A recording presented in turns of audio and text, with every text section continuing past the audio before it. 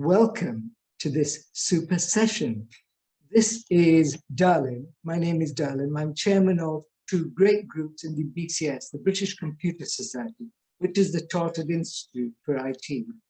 And the groups are the Central London and North London branches. So we have a huge membership for those branches. But the important thing is we have you here this evening.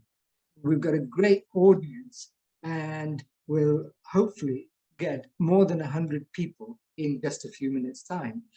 We've got also a super panel of experts, and that panel of experts is 4 experts plus 1 super expert, which is my colleague and friend, Stav.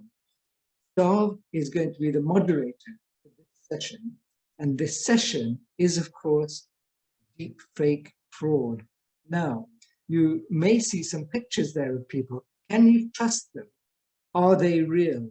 Well, these are the topics we'll explore this evening because the internet is just spawning all sorts of possibilities, isn't it? And also, of course, all sorts of things on the dark web and on the not so dark web as well. So many scams and so many problems are coming into our mainstream world via the internet. So tonight, we're going to be looking at deep fakes. What are deep fakes? I assure you that none of the 5 presenters that you see there, or I, are deep fakes, but we'll have to examine a little bit more about other things which are maybe fake images and pose security threats. This is a slide of me kindly put on by my friend and colleague, Stav, who is our moderator this evening. And that's me. But the point is about this evening, we have a webinar which is going to be interactive. It's going to be interactive because we have a chat function. And the chat function and the accompanying Q&A are for you. Please feel free to use them and ask questions, make comments and so on. And we will pick up the questions and make sure they get to our super panel of experts. So I have lots more I could tell you, but the main thing is that I hope you're a member of the BCS, but if not, do check it out. Do join us if you can. It's a super organization, and we have some really fine experts and a lot of knowledge on IT topics within the BCS. Tonight, of course, we're focusing on the people and the topics we've got for you. And the topics are going to be introduced by Stav, as are the presenters as well. So Stav, over to you and welcome. Darling, thank you so much for this introduction. Now it's a big role to fulfill after such a build-up. So when we thought about the topic for today, by the way, everybody can hear me okay? Yes, cool. When we thought about the topic for today, we thought about something which is interesting. And actually, I came across this topic when I read an article about an organization which got compromised by deepfake. And then I thought that I haven't seen really serious discussion about this topic. And whenever I have any doubts about something, I just gather some people that I know and that I can trust and can ask them these questions. So this is how this entire panel was born. So let me, first of all, present the panel or the people that you're going to hear today, and then we'll just try to answer some questions. So when we were preparing for this session, we thought about 9 questions, which can be interesting for you. And I will present the questions, and then we'll just discuss it, and everybody will be able to share his thought. As Darlin mentioned, there is a chat function. So please just write your questions in the chat. And then there is some time for Q&A. So later on, my colleague David Grundy will read your questions and we can have a discussion about it. So it's supposed to be pretty interesting. So just shortly, we'll have Vlad from Revolut. We have Evangelos, who is a super expert in crypto and in security. We have Mizan, who will present himself pretty fast, a serial entrepreneur and really strong in AI and data.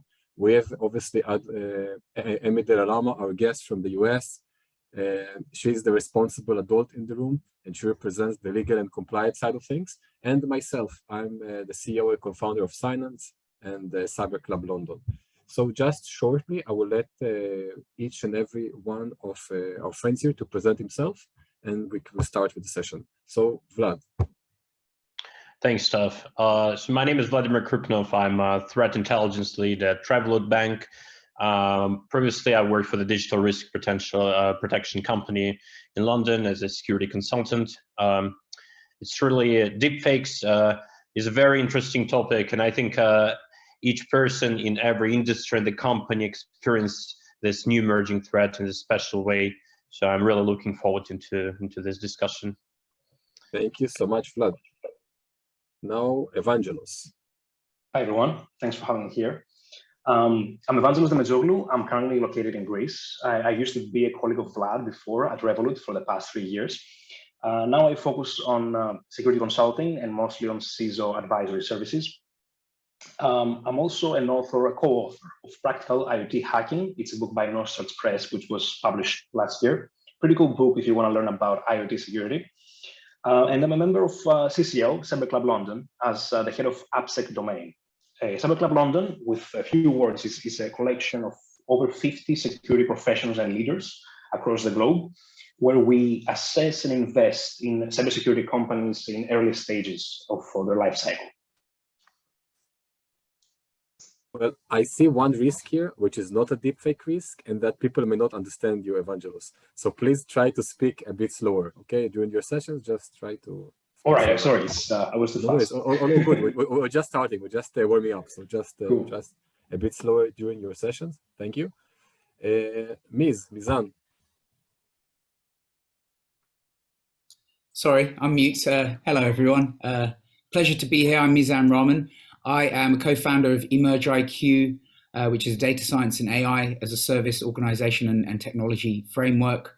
Also a founder of GroovSense, which is a music AI platform, both underpinned by a type of technology that we cover in AI called effective computing, which is human behavior computing. And as part of that, you can look at facial recognition and various other attributes of human behavior in the AI world, which is why I'm quite interested in the whole deepfake world and how AI will hopefully counter any of the fraudulent activities that can come out of this new kind of threat or potential threat.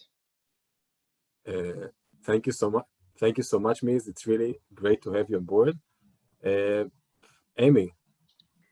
Hi, everyone. I'm Amy de la Lama, and I'm a partner at Bryan and Paisner's global data privacy and security team. And I have focused on privacy and security matters my whole career. So I think, I'm really excited about this particular presentation because it's such an example of how, every time you turn around, there's something new to learn about and worry about. And so I'm very much looking forward to participating on this panel and also learning a lot.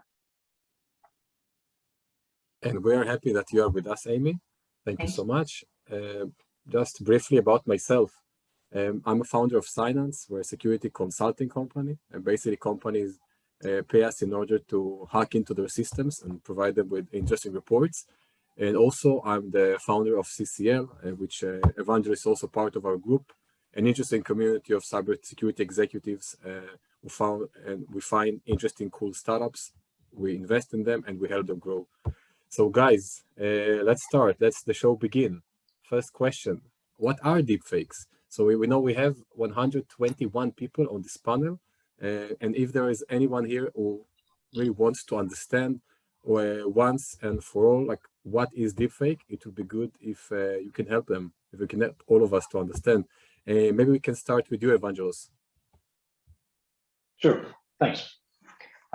So starting with deepfakes, what are deepfakes and how they work is, deepfake is the use of technology, more specifically deep learning methodologies, hence the name deep on deepfake, to manipulate media. Media can be any type of video, image, or sound to replace one individual with another individual.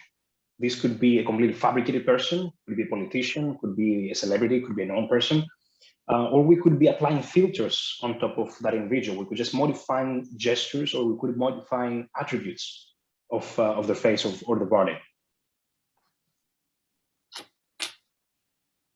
Okay, thank you. Makes better sense. Miz? I guess to add to that, it really is essentially training these AI models to understand the common attributes between two individuals, be it a celebrity or someone you're trying to emulate, and another individual, and then matching those characteristics and then swapping them to then manipulate the animation or the actual media in accordance to the other person. Vlad, you see deepfakes on a, don't know if a daily basis or weekly basis in the bank. What is deepfake for you? Well, I'd say it's it's something that bypasses everything once it comes to KYC. But speaking honestly, I agree with Evangelos and with Mizan. But I think generally deepfake, what for everyone is something which is some fake with a high complexity, normally an image of the video using the neural networks, or something like that. So I think it's an emerging trend. We probably see this definition being changed a bit over the time the technology emerges, and as new cases, we might see like deepfakes in VR, for example, some of that. So yeah, so I tend to agree with the previous two. There is not much to it. Yes, well, it sounds like quite a security threat. Evangelos, from a security standpoint, is it a threat? How bad is this threat to kind of modern organizations? It is a threat, and it's I can see this as an evolving threat of what we have so far. KYC bypass existing in the past, now it's becoming more difficult to detect, more difficult to defeat.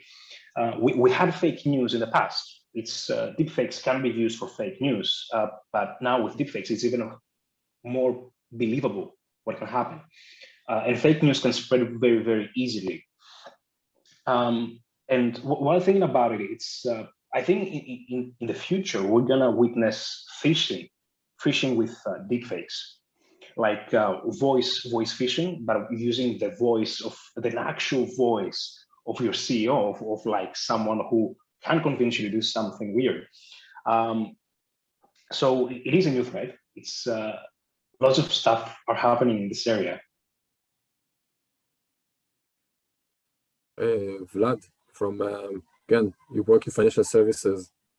How much of a deepfake do you see in your daily work? Yeah, I'd say we, you know, when we speak about deepfakes, we expect something very complex, right? We expect some video with some, changed face, which kind of hard to detect. But in reality, I'd say from the financial sector point of view, we normally see more of a simple deepfake. So the threat level of the deepfake, it directly correlates with the availability of technology to the low and medium level fraudsters. So literally, frequently see, some selfies being modified with some openly available apps in App Store or in even Google Play, or using some computer software as simple as Photoshop. We have yet to see something really complex, so something which uses the latest deepfake advancements. But I think once there's going to be another free tool widely available and widely marketed, it will reach the scanners.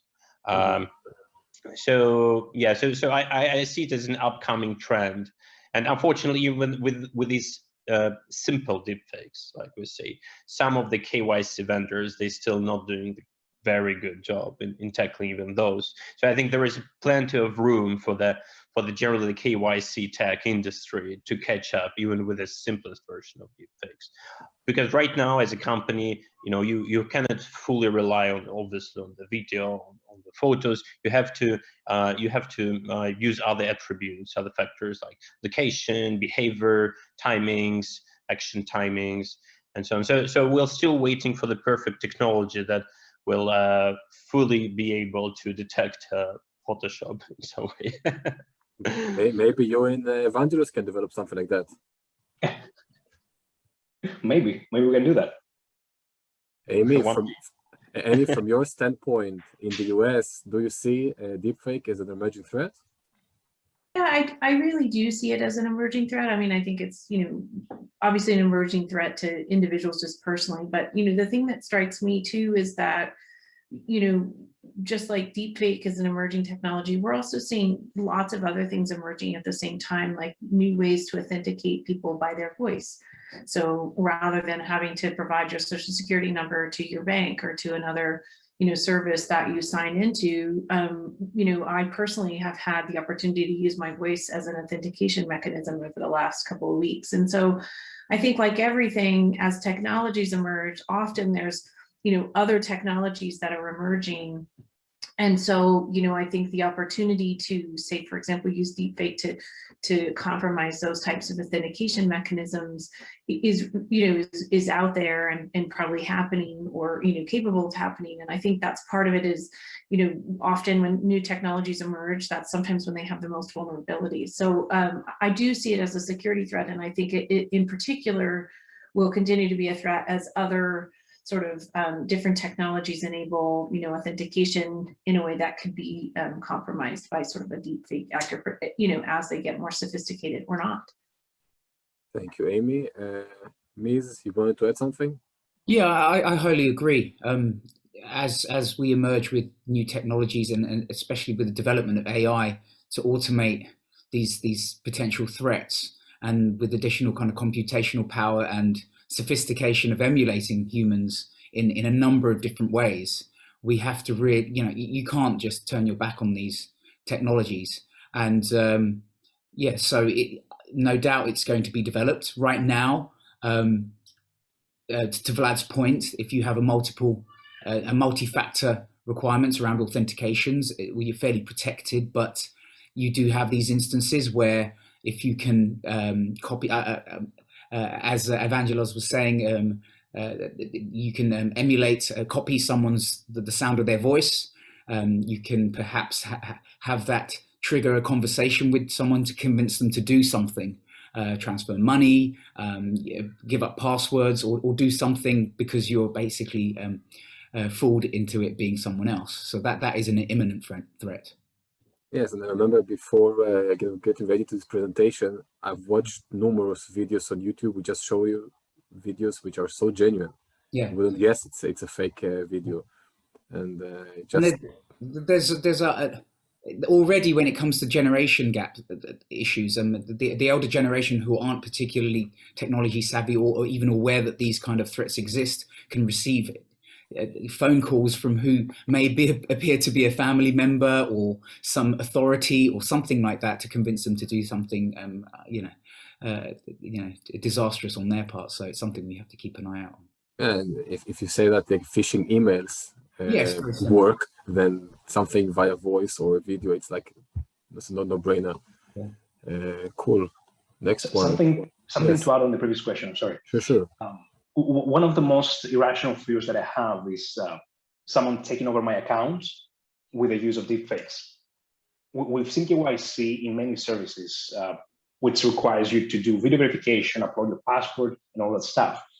And even though you are protected, you have your 2FA, you have pretty much everything enabled, at some point you're going to forget your password. You're going to lose your 2FA, you're going to have to recover the account. Now, at this stage, most organizations may have KYC on the onboarding, but for the password recovery, they might not be using the same vendor. They might be doing this with a different process, a different workflow.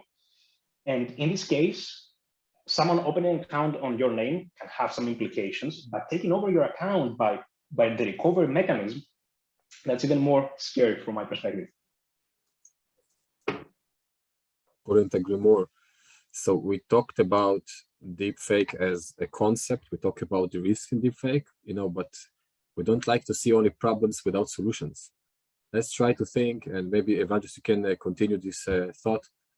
What organizations are doing and what organizations should be doing in order to protect from this emerging threat? It's every organization is different.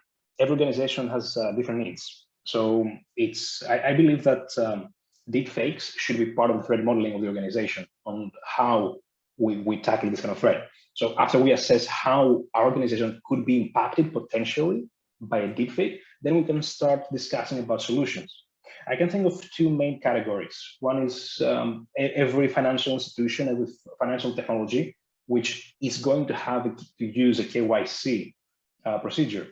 In this case, the steps to defeat deepfakes is to choose a good vendor, or replace the vendor you have, or don't do it yourself. It's developing the solution, the KYC solution in-house, can be really expensive. It could be really time-consuming, and you might end up in a worse situation than actually going with a very good and reputable vendor. The other situation that I can think about is media defamation. Having an incident where someone is creating a deepfake with a senior executive of organization, causing some kind of stir in the media. So in this aspect, we're talking about threat intelligence, how quickly your organization can identify that this threat is out there. And then with collaboration with the media and communications team, how quickly can you actually publish a statement about it? How quickly can you take down this kind of information? I think these are the main two things that I can think about. Thank you so much. Vlad? Yeah, I think continuing the information point, it's very important to keep the proper communication line open with your peers and with your suppliers as well. Because again, normally, if it's a massive deepfake campaign, or or there is a new web vendor on the criminal market who starts supplying some complex deepfakes, you normally can compare the intelligence that you find with some other pieces which are being seen by some other banks or some other organizations, and then sometimes merging this intelligence and even establishing the unified development pipeline, then you can achieve bigger results here. Normally, again, deepfakes, they don't just pop up themselves. These are not mushrooms, right? So behind every deepfake, there is a crafter. There is a person who does it, right? And depending on his skill set and his, let's say, heritage, where he comes from, his region, location, that's going to affect the quality of the deepfakes and the distribution chain. So one of the main things that organizations can do, they can monitor the existing cybercrime trends and see if there is something new popping up. So in one thing, if someone just uses the same phone app, then you can train the internal model to detect specifically those fakes. Another thing, if there is someone who is has superb expertise in, say, Photoshop, and changes everything, including the most stable parts, which are ears frequently. So you can detect some deepfakes just using the ear shape. So again, I think the transparency and the constantly exchanging the relevant intelligence between the peers and between even the rivals once it comes to the threats, that's one of the very important things a company can do. Besides the internal processes, the more collaborative, the better is the culture inside the company, the more this information exchange happens, and then probably the more security team is going to work with the KYC team, with the KYC data analysts or data scientists. So it's all about sharing and caring in this sense, and then just being open to the new ideas and new threats around. Thank you, Vlad. Amy, I know that your team also work with organizations on their security programs. So Right. What are your insights on that? Yeah, because of course my take's significantly less technical than all the other experts on the call or the presentation. But first of all, I think the question is, most organizations that use this type of authentication technology, or the types of technologies that could ultimately be compromised by a deepfake, are likely to use a vendor rather than develop it in-house. So I think, to Vlad's point, I think you really have to be cognizant of who you're using, what steps they've taken to, what answers can they give you about, can they detect it? Can they help you trace it? If it, figure out, back what logs do they keep?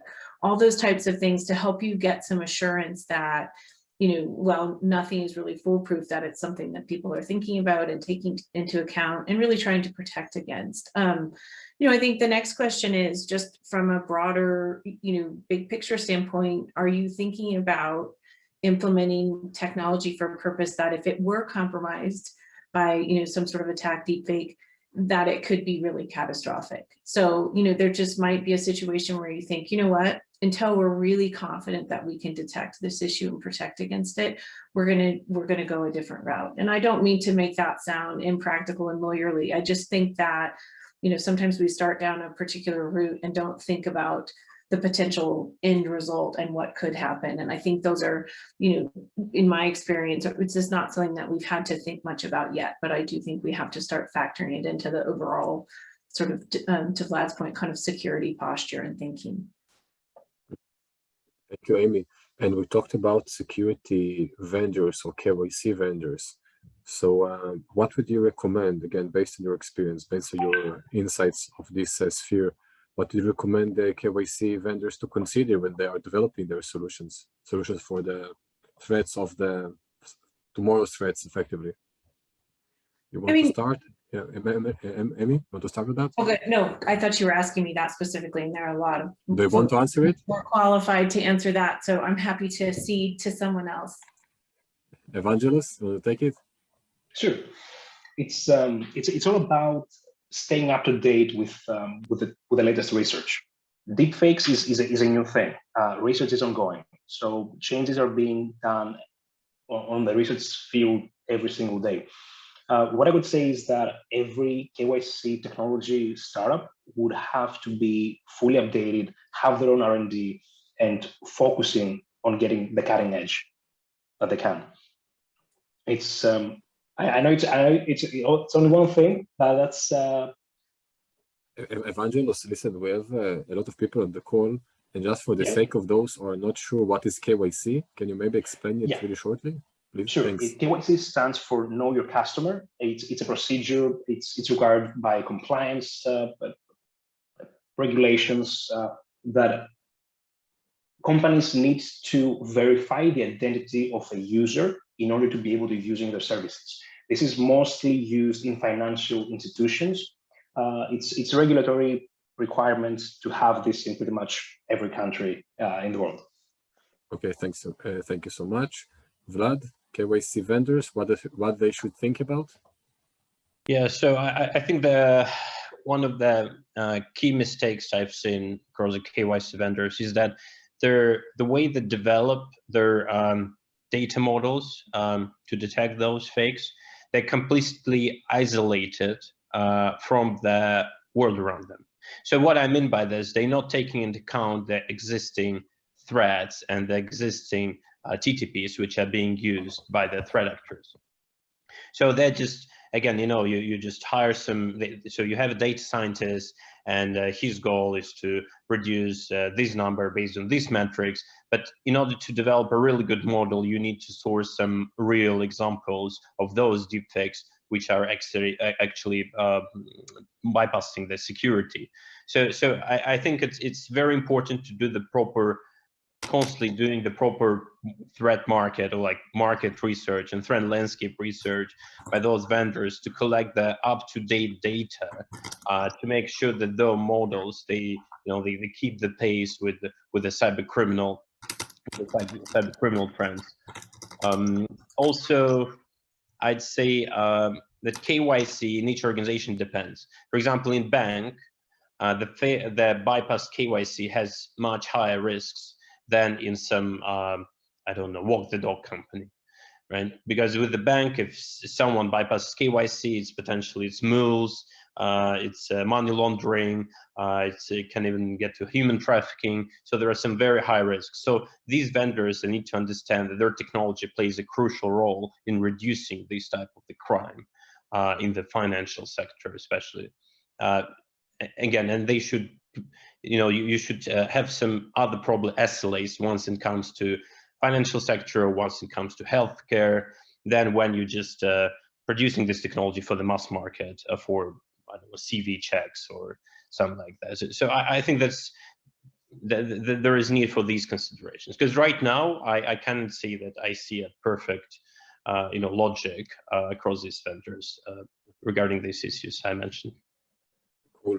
Vlad, before we move to the other question about how can we spot deepfakes, I want to give you a little challenge, if I may. I know that you are very good with multitasking.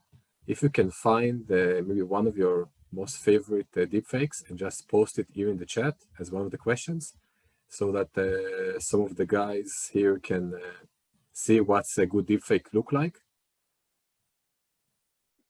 Any chance you could do that? Oh, I can't post anything really interesting because it's secured by the by the data privacy and so on. But from the web, I can try finding something. So that's okay. We have our session is still ongoing. So just in the meantime, just to entertain the yeah, public. there are some famous ones where Obama calls Trump.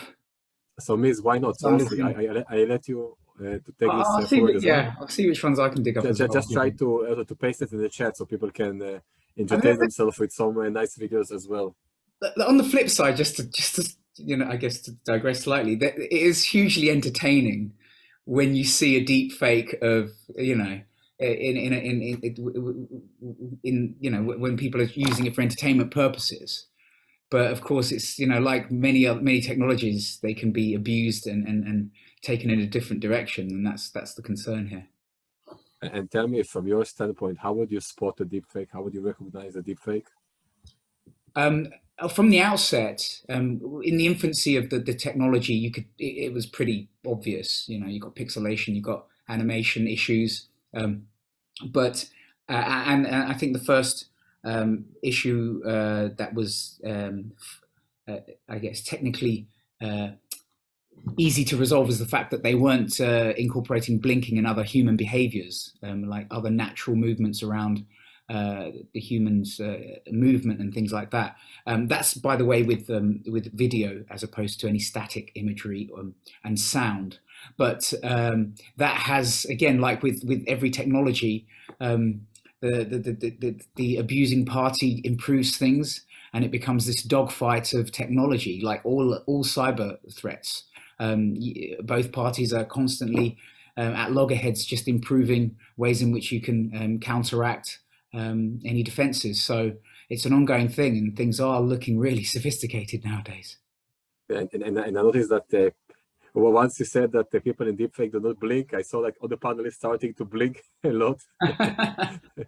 But you can see in even just the movies, they're digitally regenerating Carrie Fisher in Star Wars and things like that and this technology is openly available for us to be able to use. Cool. Evangelos, what do you think? I fully agree with Miz. Deepfakes used to be easy to detect in the past. Now they're getting so sophisticated that we have to use technology to fight this kind of technology. We need to use deep learning techniques. And there is a lot of research in this area, trying to identify what kind of deepfake it is, if it is actually deepfake or not. There are ways with algorithms to detect residue of the manipulation that is happening on the images. And at this stage, deep learning algorithms have a very good detection rate.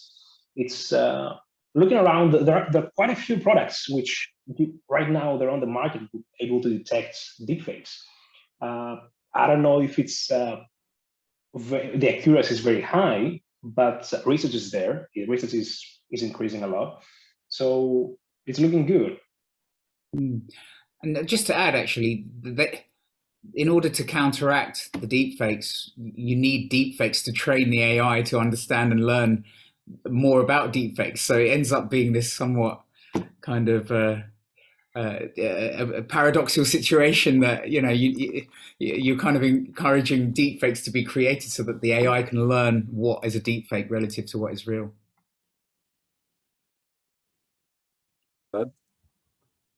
I think that it's the deepfake trend. It shows us that we should less rely on what we see.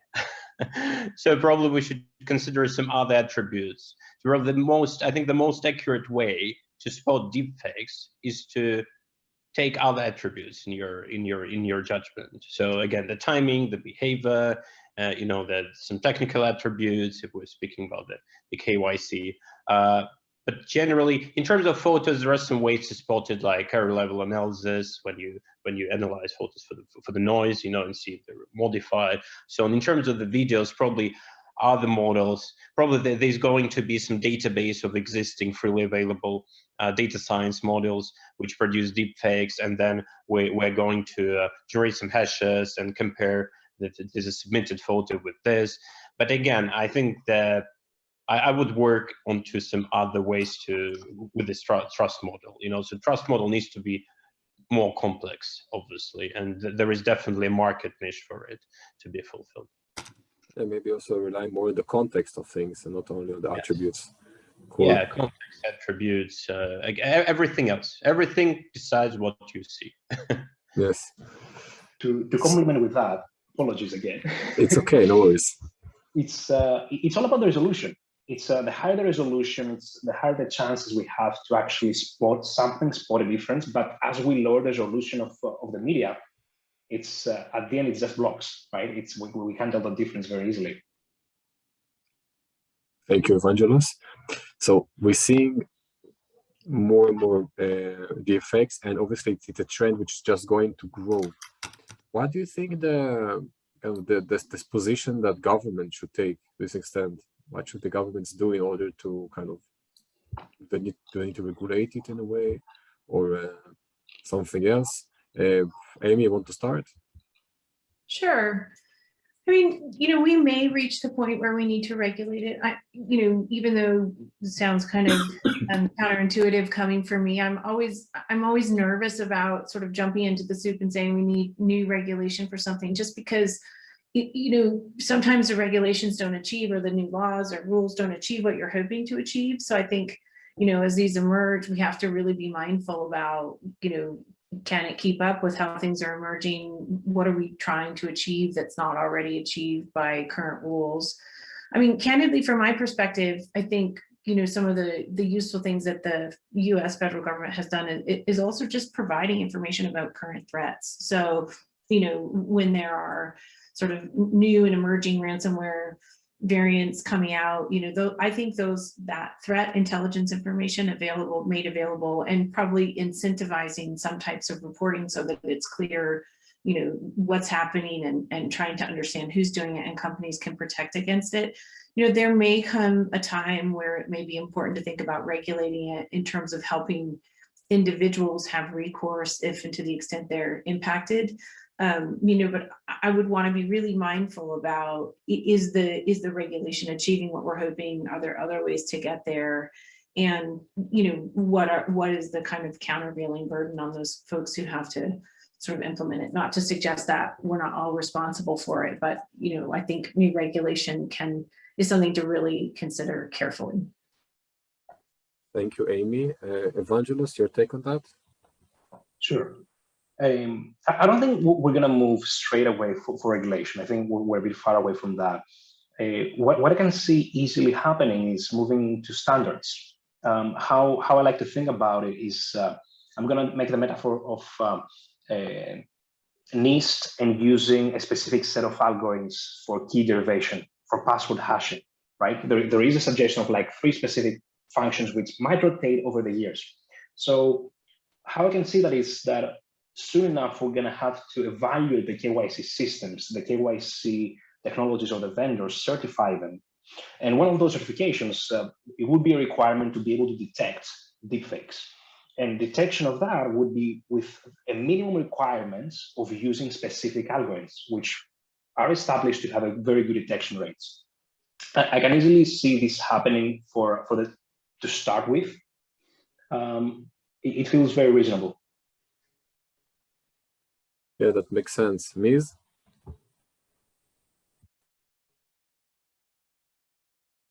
I'm sorry, I was on mute there.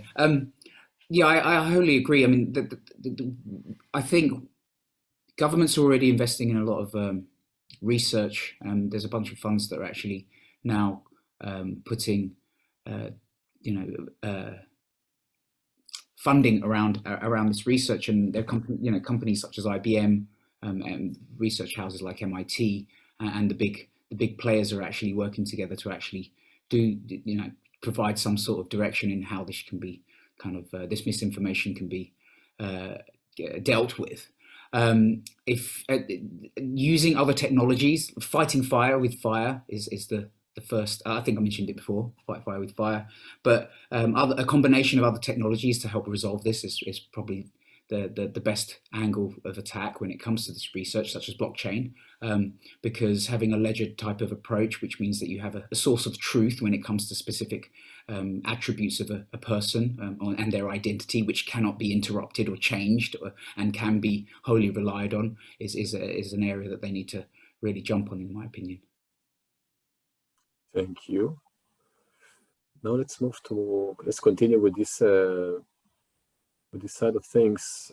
What do you think are the legal privacy implications of deepfake? And Amy, it sounds like this a topic which is obviously closer to your area. Right.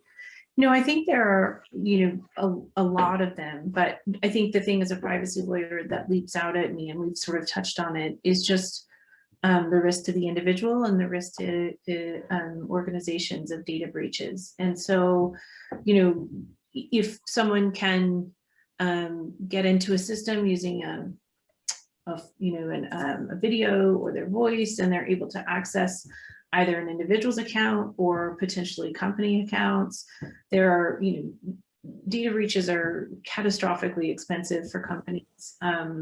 They are, also very impactful for individuals whose information is disclosed. And so I think, that for me is the most obvious and probably the most scary piece of it, and then on the flip side, a data breach that's caused entirely by something else, a ransomware attack or an inadvertent disclosure, and that information hits the dark web, and suddenly someone who has potentially someone's voice now has that individual's, is capable of doing deepfake, also has their social security number, their driver's license number, or other information that really builds the sort of the ability to argue that you are that person. And so again, that in and of itself, so it can lead to data breaches. And I think data breaches can also contribute to the effectiveness of, say, a deepfake impersonation. So I think those are the big ones for me. I think, from a privacy perspective, certainly there are all sorts of potential implications to individuals.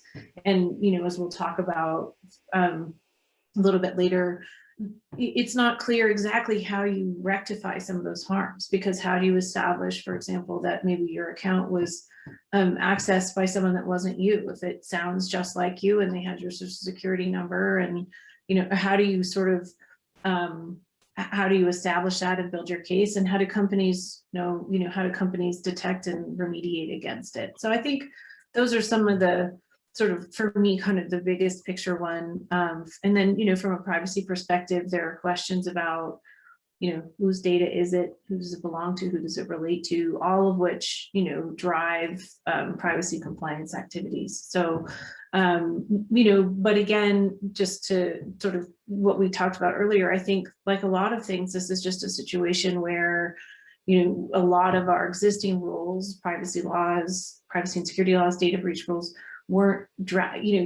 are behind emerging technology, and so it's hard sometimes to use existing laws to address these types of issues.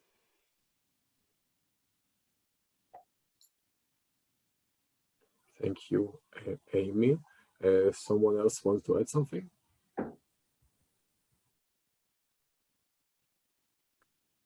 Moving to the next one.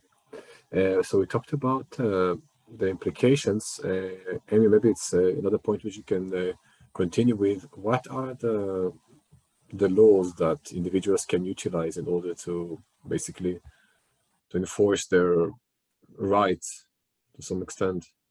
Yeah, I thought about this quite a bit yesterday when I was working, sort of revisiting my questions, because, I think the ultimate question is, what recourse is there for individuals or, companies if your image is out there? And, I think the first place you go is, can you sue someone for an invasion of privacy? And which, depending on the law in the country, you may be able to do, but that's not an easy or inexpensive solution, and it's, candidly not accessible to most of us on a, for some sort of situation that may be harmful or embarrassing, but not necessarily, financially costly or, significant enough to warrant an expensive court case. So, I think the short answer is what I just said, which is I think the laws are still catching up with what's happening. And I think the answer is we don't really know.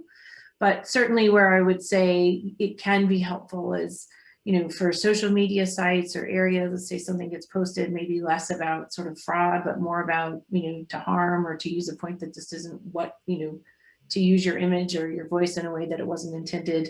A lot of privacy laws in Europe, certainly the GDPR and the UK GDPR provide individual rights of deletion and access and rights to have rectification, so to have information corrected. And I think, personally, that's where I think people really need to look at to start, which is to say, this isn't, I want this deleted. I want to know what you have. I want to confirm that it's me. If it's not me, I want to delete it. I want it or resolved. And so I think the short answer is probably in Europe more so than other places. The US definitely is headed in that direction. And I think that is definitely one area that individuals, could utilize to help protect themselves. And honestly, that organizations similarly could use to help make sure that they're meeting their privacy obligations, to demonstrate that they are responding, making sure that they're responding and acknowledging requests and honoring them. So I think the short answer is yes, but hopefully it will get better. I see, it makes sense. Miz, what do you think? It's a can of worm when it comes to the laws of the land. Yeah. So, not being a lawyer, I'm going to try to refrain from anything prescriptive. But in my opinion, there are a number of areas where you could be protected. In certain aspects, you have copyright law, where if you own specific content and that gets manipulated, and you can find out who has essentially changed that content or taken advantage of it, you have potentially some rights there. It's not that dissimilar. The problem with the internet is you have people just taking images, even with memes now, that content is being manipulated for entertainment purposes, and there's lots of copyright infringements happening on a database basis anyway. More on the privacy stuff, of course, if someone is outright using deepfakes for fraudulent purposes to impersonate you, then that intruding party is clearly guilty of a lot of other criminal potential activity, which is something that has to be really revisited specifically around this technology.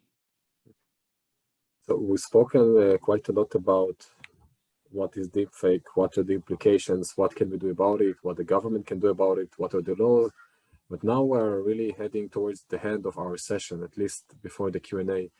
And let's try to close our eyes and even imagine how would deepfake look in, let's say, 1 year, 5 years, 10 years, 20 years. What do you imagine when you close your eyes? Miz, you were already sort of talking, so maybe you can continue with this thought.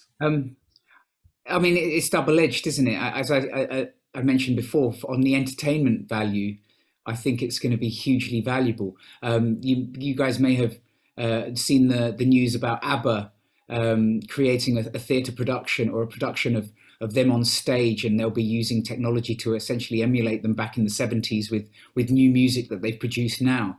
And that is using a similar technology to essentially bring a young and an energetic group back together in the virtual world.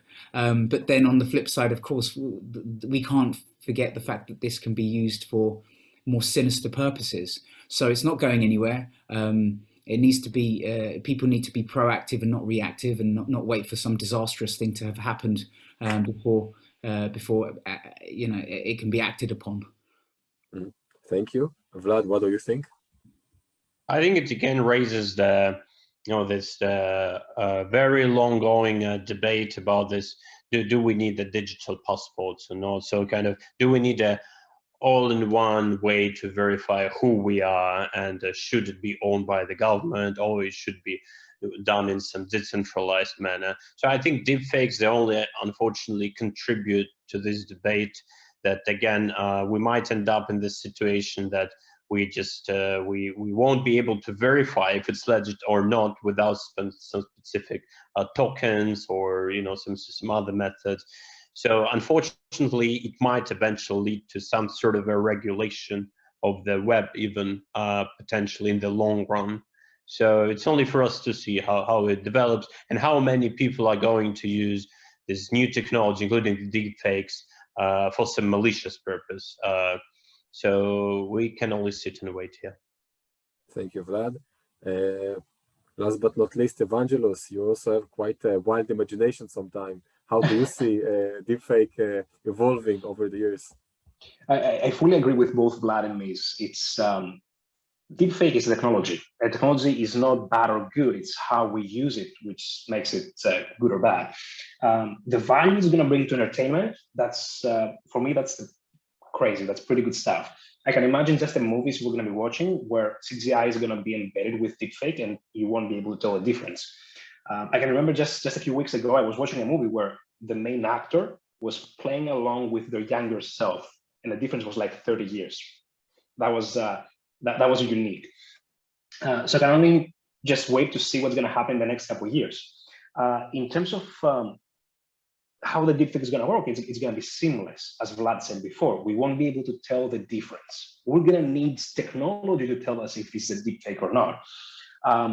So I expect big organizations to have embedded solutions in the products. I think in the previous presidential campaigns in the States, YouTube removed all deepfake videos from YouTube, which means they have the capability to identify and remove them. So I would expect to see banners that this video is deepfake. I would expect to see hashtags automatically added to videos. I might even expect to see Chrome extensions like AdBlock, which would identify and remove deepfake content. We spoke briefly about the evolution of phishing, that it will include deepfake elements in the future. So it's, I can see a few things happening. Maybe we start to see some startups in this sphere.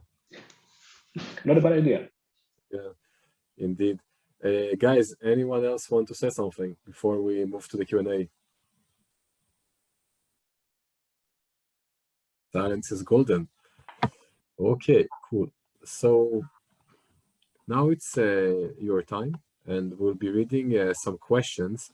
So I will just stop the sharing for a second or for a few minutes so that we can focus on the questions. And here I will, with great pleasure, I would hand over to my colleague, David. David, let you take it from here and tackle the Q&A.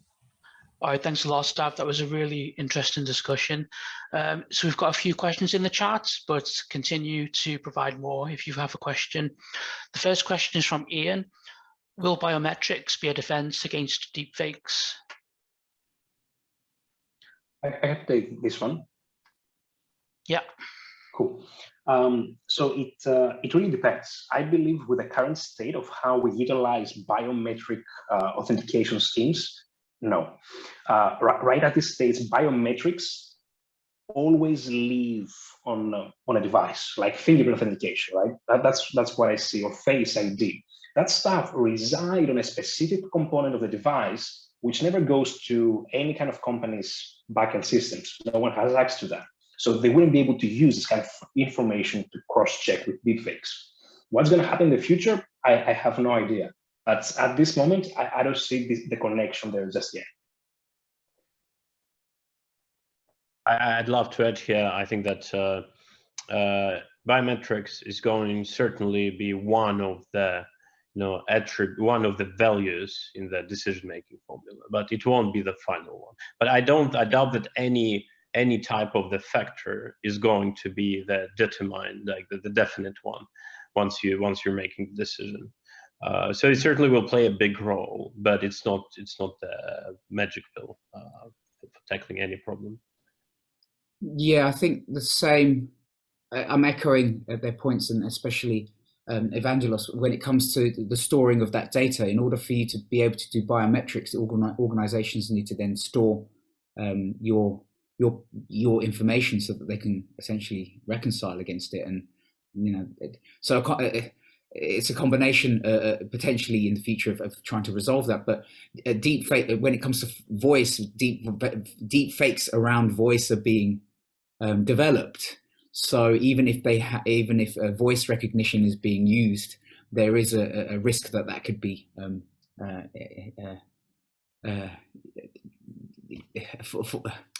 penetrated by the fraudulent parties.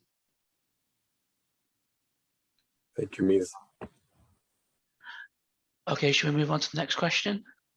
Yes, please. Okay, this is from Ashvin. Is there any software or applications that can detect deep-faked pictures or videos?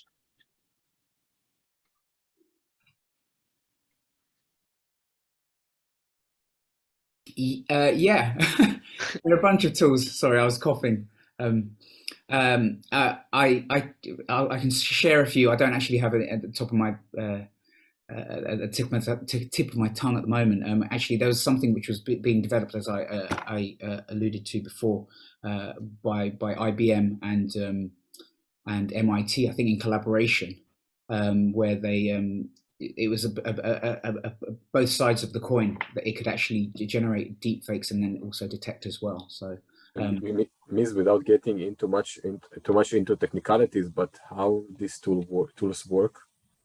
Well, they're basically creating models themselves and training them to identify these kind of nuances of that can call out what a deepfake is versus real. And so, as I mentioned before, with AI, you can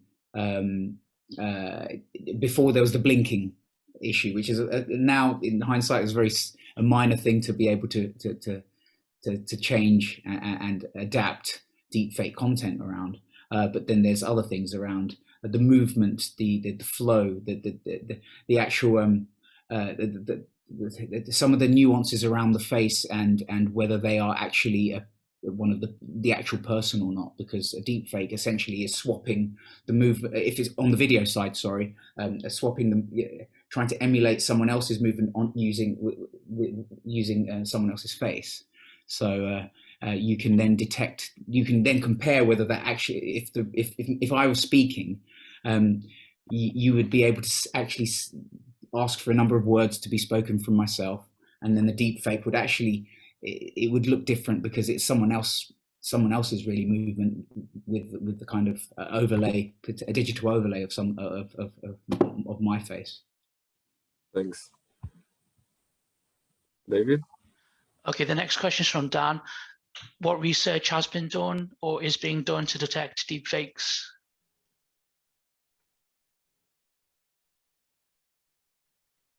I think I mentioned before the IBM and the MIT stuff, and if I'll just jump onto the net and I'll send you guys some links of some stuff that I was looking at not that long ago.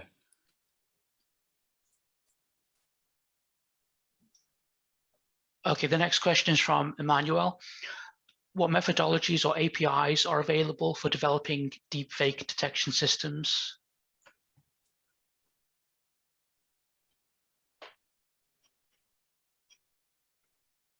Anyone want to comment on that? Should we send the links to GitHub or something? I think this question is too specific. If Mizan finds something, you can just share it in the chat. Oh, sorry, this is the what methodologies and APIs are available question. Yes. Yeah, I'm not familiar, unfortunately, but let's see what we can dig up for you. People want to get very practical after this session, you see. Cool. David, what's the next one? We've got a comment from Ian. With respect to regulation, beware of the law of unintended consequences. Yeah, this is Amy. I agree with that.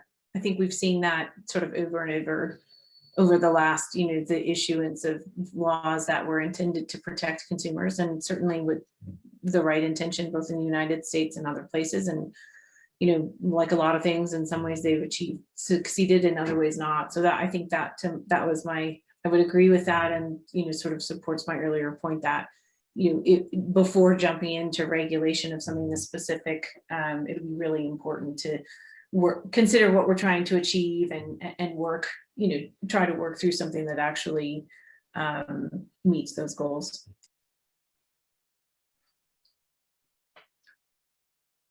Okay, well, we've come to the end of the questions, but there's still some time if you want to do a final question and type it into the chat.